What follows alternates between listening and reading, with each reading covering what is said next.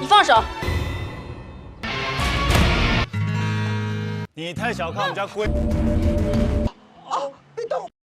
Welcome back रॉकर्ड, स्वागत है आपका स्वीट कॉम्बैट के 20 पार्ट में। दोस्तों, अगर आपने पिछले एपिसोड्स नहीं देखे हैं तो पहले उनको जाकर देखिए, फिर इस सीरीज का आनंद उठाइए। पिछले पार्ट में फेंग्यू के दादाजी ने मिंगटैन की दोनों नौकरियां छीन ली थी और उन दोनों शॉप्स को भी खरीद लिया था, यहाँ तक कि उसकी हाउस ओनर को भी धमकाकर उसका घर खरीद लिया था। अब इस वजह से मिंगटैन के पास रहने के लिए घर नहीं होता और वो बयूनो के घर चला जाता है।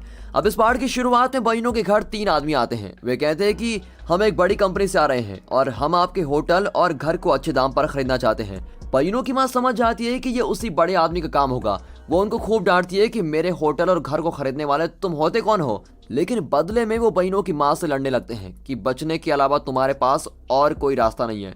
तब जाओमे के पापा वहां आते हैं और उनको खूब डांटते हैं, तुम्हें शर्म नहीं आती, एक औरत से इस तरह लड़ते हो। ये कहकर वो तीनों को खूब मारते हैं और वो वहां से भाग जाते हैं। अब इस हाथापाई में बयूनो की माँ और जाओमे के पापा दोनों को चोट लग जाती है। दोनों एक दूसरे की चोट पर दवा लगा रहे होते हैं। तब बयूनो और मिया आ जाते हैं और इन्हें इस तरह देखकर दोनों शॉक हो जाते हैं। दरअसल जाओमे के पापा और बयूनो की माँ कुछ ज्यादा ही क्लोज फ्रेंड्स बन गए होते हैं।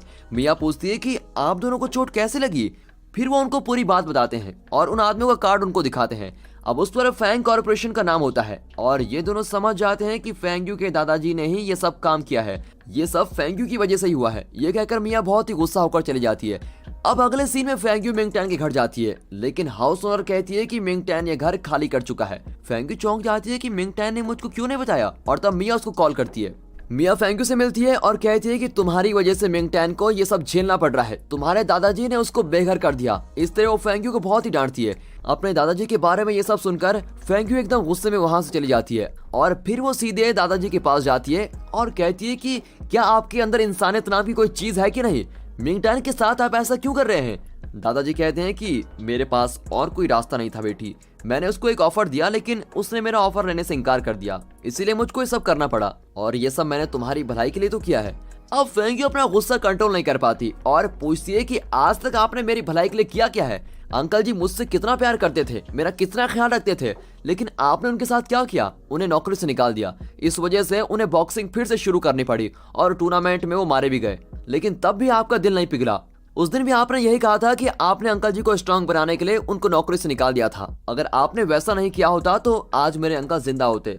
सच बताऊं दादाजी, आप मेरी भलाई करने के नाम पर मेरी लाइफ की हर खुशी को मिट्टी में मिला रहे हैं। और इस तरह वो बहुत ही कुछ कह जाती है। तब दादाजी कहते हैं कि तुम ये सब इसलिए कह रही हो क्योंकि तुम सच नहीं जानती, तो आज सच सुनने के लिए तैयार हो ही जाओ। मिंगटैन के पापा मर गए ये तो तुम जानती हो, पर क्या तुम ये जानती हो कि उसके पापा कैसे और क्यों मरे? वो एक फेमस बॉक्सर थे। एक टूर्नामेंट में उन्होंने अपने अपोनेंट को मार डाला और इस वजह से वो बहुत ही गिल्टी फील करने लगे। उस हादसे को भूलने के लिए वो शराब के आदी हो गए और आखिर में मर गए। और उन्होंने जिस आदमी को रिंग के अंदर मारा, पता है कौन था वो आदमी? वो आदमी कोई और नहीं बल्कि तुम्हारे प्यारे अंकल जी थे। और ये सुनकर तो फेंग्यू की धड़कन ही रुक जाती है। उसकी तो कुछ भी समझ में नहीं आता और वहां से भाग जाती है। फिर वो मिंगटैन के पुराने घर पहुंचती है और वहां बैठकर सोचने लगती है कि शायद दादाजी झूठ बोल रहे हैं, मुझे सोच समझकर फैसला करना होगा।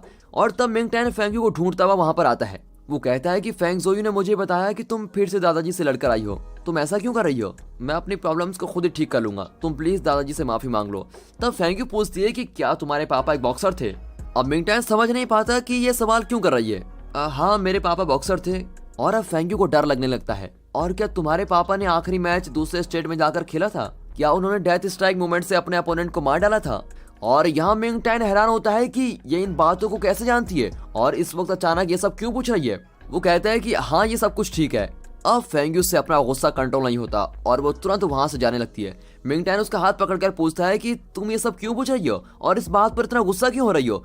फेंग्यू कहती है कि तुम्हारे पापा ने रिंग के अंदर जिस बॉक्सर को मार डाला था वो मेरी जान से भी प्यारे मेरे अंकल जी थे।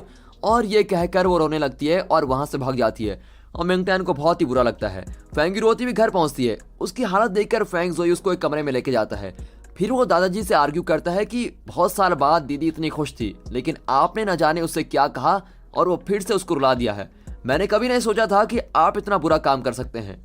आखिर में वही हुआ जो आप चाहते थे। अब दीदी मिंगटैन से फिर से नफरत करने लगेगी। कम से कम अब तो आप मिंगटैन को चैन से रहने दीजिए, प्लीज उस बेचारे को परेशान मत कीजिए। ये कहकर फेंग जोई गुस्से में चला जाता है और फेंग्यू बहुत ही उदास बैठी होती है। तब मिंगटैन उसे वॉइस मैसेज करता है कि मुझको बहुत ही बुरा लग रहा है, तुम्हारा दुख मुझसे देखा नहीं जाता। फेंग्यू रिप्लाई करती है कि फिक्र मत करो, मैं ठीक हूँ, लेकिन मुझे थोड़ा वक्त चाहिए। कुछ दिन अगर हम दोनों ना मिले तो बेहतर होगा। जब मेरे माइंड के सारे कंफ्यूजन दूर हो जाएंगे तो मैं खुद ही तुमसे मिलने आ जाऊंगी। अब मिंगटैन का दिल ही टूट जाता है कि अब फेंग्यू उससे कभी नहीं मिलेगी, पर वो हिम्मत करके कहता है कि तुम जितना चाहो टाइम ले लो और जल्दी सब कुछ ठीक हो जाएगा। अब अगले सीन में अकड़ू कहीं पर जा रहा होता है कि हुडी बीच में आ जाता है और अकड़ू पूछता है कि अरे तुम कौन हो, लेकिन वो ठीक से जवाब नहीं देता और अकड़ू के नजदीक आने लगता है। अब अकड़ू घबराकर उसको अटैक करने जाता है, लेकिन एक ही पंच में वो अकड़ू को लहूलुहान कर चला जाता है। अब अकड़ू हॉस्पिटल में होता है। सुनहाओ और जियो फेंग उससे मिलने आते हैं और पूछते हैं कि वो कौन था जिसने तुम पर हमला किया। गुरु वो तो मैं नहीं जानता, लेकिन वो एक जबरदस्त फाइटर है, उसके मूवमेंट्स बिजली की तरह फास्ट हैं। मैं ये भी नहीं जानता कि उसने मुझको मारा क्यों। अच्छा ठीक है, तुम रेस्ट करो, हम इसका पता लगाएंगे। अब ये कहकर दोनों बाहर आते हैं। सुनहाओ जियो फेंग को भी वार्न करता है कि फाइनल्स के पास आते ही सबको इस तरह का रिस्क होता है, इसलिए तुम भी केयरफुल रहना। अब यहाँ मिंगटैन जाओमी को सारी बातें बता रहा होता है और कहता है कि फेंग्यू बहुत ही परेशान है, आप प्लीज उसको हिम्मत दीजिए। ये सुनकर जाओमी चौंक जाती है कि मिंगटैन के पापा ने फेंग्यू के अंकल जी को मार डाला था। यार जूनियर, अभी अभी तो तुम्हारा प्यार शुरू हुआ था और शुरू होते ही दादाजी ने उसका दी एंड कर डाला। मैं उसको समझाने की कोशिश करूंगी कि इसमें तुम्हारी कोई गलती नहीं है, पर फेंग्यू अपने अंकल जी से बहुत ही प्यार करती थी और हमेशा कहती थी कि उसके अंकल जी को जिसने मारा वो उसको कभी माफ नहीं करेगी, और मुझे नहीं लगता कि वो इतनी जल्दी भूल पाएगी। यहाँ तक कि उसने मुझको भी धमकी दी थी कि अगर मैंने अपने पापा से डेथ स्ट्राइक सीखा तो वो मुझसे फ्रेंडशिप तोड़ देगी। क्या आपके पापा डेथ स्ट्राइक जानते हैं? जाओमी कहती है हाँ, और बताती है कि शायद मेरे पापा तुम्हारे पापा को भी जानते थे, और अब दोनों जाओमी के पापा से मिलने जाते हैं। अब यहाँ मिया और बयूनो कॉलेज में होते हैं। तब बयूनो को एक मैसेज आता है, उसमें लिखा हुआ होता है कि ये लोग जिस एमएमए इवेंट के लिए गए थे वहां पर एक बॉक्सर की मौत हो गई है और वो बॉक्सिंग रिंग के अंदर फाइट करते वक्त मर गया था। ये वही बॉक्सर है जिससे मिंगटैन ने उस दिन बात की थी। और फिर अगले दिन उस बॉक्सर की पत्नी फेंग्यू की आंटी जी से इंश्योरेंस फ्रॉड के बारे में बात कर रही थी। मिया ने भी उनकी बातें सुन ली थी और ये बात सुनकर ये दोनों बड़े ही शॉक हो जाते हैं। वहाँ जाओमी अपने पापा को मिंगटैन के बारे में सब कुछ बता देती है। वो कहते हैं कि मुझे तो उसी दिन लग गया था कि इसके मूवमेंट्स मैंने कहीं देखे हैं, तो तुम मेरे दोस्त के बेटे हो। देखो बेटा, अब तुम खुद को अकेला मत समझो, मैं अपने दोस्त के बच्चों को इस तरह भटकने नहीं दूंगा, मैं तुम्हारे भाई बहन का ख्याल रखूंगा। इस तरह वो बहुत ही केयरिंग तरीके से बात करते हैं। और तुम रोज यहाँ पर आ जाना, मैं तुमको आगे की ट्रेनिंग दूंगा और डेथ स्ट्राइक भी सिखाऊंगा। तुम बिल्कुल अपने पापा की तरह बहुत ही शांत और अच्छे स्वभाव के लगते हो, लेकिन मुझे हमेशा शक था कि तुम्हारे पापा जैसा शांत इंसान किसी की जान कैसे ले सकता है। जरूर कोई गलती हुई होगी। लेकिन मिंगटैन कहता है कि मैं डेथ स्ट्राइक नहीं सीखना चाहता, उसकी वजह से मेरा परिवार तहस नहस हो गया और फेंग्यू के अंकल जी भी मर गए। फिर जाओमी भी कहती है कि पापा उससे इस बारे में बात मत कीजिए, वो पहले से ही बहुत परेशान है। अब जाओमी फेंग्यू के पास जाकर कहती है कि मैं तुम्हारा दर्द समझती हूँ, लेकिन अगर मिंगटैन के पापा ने गलती की भी तो तुम उसकी सजा मिंगटैन को मत दो, वो खुद भी बहुत ही परेशान है और उसने ये सब एक्सपेक्ट नहीं किया था, इसलिए तुम अच्छी तरह से सोचकर फैसला करो। और यह कहकर वो चली जाती है। यहाँ क्लास में मिया उन दो औरतों के बारे में सोच रही होती है जो उस दिन रेस्टोरेंट में बैठकर इंश्योरेंस फ्रॉड जैसी चीजों के बारे में बात कर रही थी। उस दिन मिया ने खूब पी रखी थी, इसलिए उसको कुछ ठीक से याद भी नहीं था, लेकिन उसे लगता था कि शायद इंश्योरेंस के पैसों के लिए ही वो बॉक्सिंग रिंग के अंदर मर गया था, और शायद फेंग्यू के अंकल जी के मामले में भी कुछ ऐसा ही हुआ होगा। यहाँ फेंग जुई मिंगटैन के घर के बाहर वेट कर रहा होता है। मिंगटैन के आते ही वो उसको घर की चाबी देता है और कहता है कि अब तुम्हें यहाँ से कोई नहीं निकाल सकता, पर मिंगटैन कहता है कि मैं दूसरा घर ढूंढ लूंगा, मेरे लिए तुम परेशान मत होना। ये कहकर वो चाबी लौटा देता है। इस पर फेंग जोई कहता है कि अब मैं इस घर का ओनर हूँ, लेकिन मैं तुमको यहाँ पर फ्री में रहने को नहीं दे रहा हूँ, तुम हर महीने मुझको रेंट दे देना। अगर अब तुमने ये घर छोड़ दिया तो मुझे और फेंग्यू को बहुत ही बुरा लगेगा। अब मिंगटैन चाबी ले लेता है और फेंग्यू के बारे में पूछता है। फेंग जोई बताता है कि वो अब भी बहुत ही परेशान है, मुझे एक जरूरी काम है, और ये कहकर वो जाने लगता है। अब मिंगटैन उसको रोककर कहता है कि मैं फेंग्यू से एक बार मिलना चाहता हूँ, क्या तुम इसमें मेरी मदद करोगे? मैं तुम्हारी फीलिंग समझ सकता हूँ, लेकिन इस वक्त मेरी दीदी बहुत ही गुस्से में है और उदास भी है। अगर इस वक्त तुम उससे मिलोगे तो बड़ी प्रॉब्लम हो सकती है। क्या इस वक्त तुम्हारा उससे मिलना जरूरी है? हाँ फेंग जोई, मैं उससे मिलना चाहता हूँ और बात करना चाहता हूँ, तभी ये प्रॉब्लम सॉल्व हो सकती है। अब फेंग जोई मिंगटैन को अपने घर लेके जाता है। यहाँ फेंग्यू का मूड बहुत ही खराब होता है और वो गुस्से में प्रैक्टिस कर रही होती है। फेंग जोई कहता है कि गुस्से में और वो भी अकेले में प्रैक्टिस करना सेहत के लिए हानिकारक है, इसीलिए तुम्हारे साथ प्रैक्टिस करने के लिए कोई आया है, देखो कौन है। ये कहकर वो मिंगटैन को वहां छोड़कर भाग जाता है। अब फेंग्यू का गुस्सा और बढ़ जाता है। मिंगटैन कहता है कि मैं तुम्हारा दुख समझ सकता हूँ, लेकिन तुम मेरे बारे में भी तो जरा सोचो, पिछली जनरेशन की गलती की सजा तुम मुझको क्यों दे रही हो? इसमें मेरा क्या दोष है जो तुम मुझको सजा दे रही हो? इतना ही नहीं, उस दुर्घटना के बाद मेरे पापा एकदम से टूट चुके थे, इसीलिए उन्होंने हद से ज्यादा पीना शुरू कर दिया था। मेरी माँ को सब खोने की पत्नी कहकर उसका दिल दुखाते थे और ये सब वो सह नहीं सकी और हम सबको छोड़कर चली गई। और हद से ज्यादा शराब पीने की वजह से मेरे पापा भी तड़प तड़प कर मर गए। इसलिए मुझे फाइटिंग से नफरत है और मैं अपने पापा से भी नफरत करने लगा था।